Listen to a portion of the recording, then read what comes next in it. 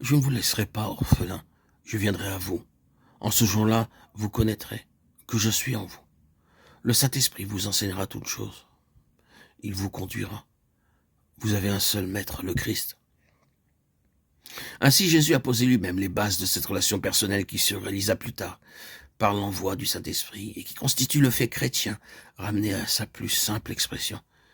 Une personne au centre de notre vie, sage, forte, aimante.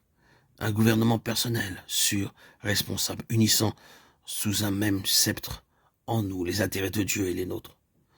Toute la gloire de la vie chrétienne a son principe là. Personne n'a jamais rêvé, même aux heures les plus sombres de l'oppression des hommes et des choses, d'une liberté plus éblouissante.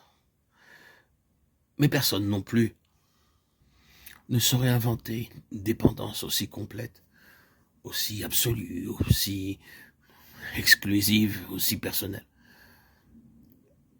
Tant que nous n'aurons pas arraché notre vie aux influences extérieures qui s'en disputent le gouvernement, tant que nous n'aurons pas usé en faveur de Jésus-Christ seul, de notre droit à disposer de nous-mêmes, tant que dans notre vie la question d'une direction unique ne sera pas tranchée une fois pour toutes en sa faveur, nous ignorons tout des joies les plus élémentaires et les plus pures du service chrétien.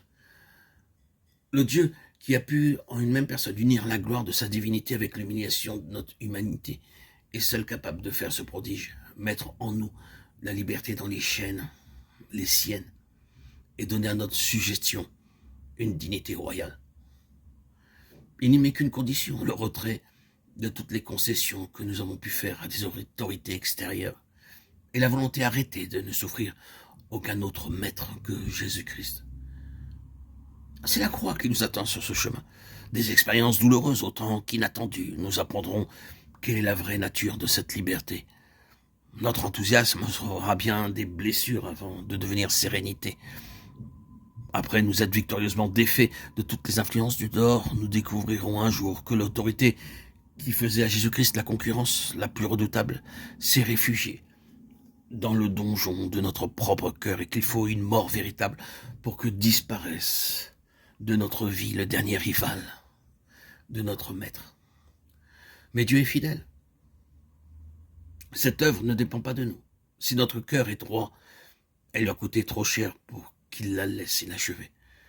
Il fera sûrement sa part si nous faisons la nôtre.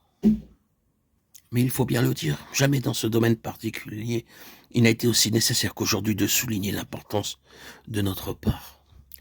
Parce que dans l'Église de Jésus-Christ, le gouvernement divin est paralysé par des programmes de partis et des influences terrestres. Dieu reprend les choses par l'intérieur en nous confrontant individuellement avec cette redoutable alternative. Ou bien conserver notre appui à un ordre de choses qui a cessé de le satisfaire, ou bien rompre avec un régime pour suivre une personne. Le monde et l'Église sont sur le seuil d'une épreuve sans précédent.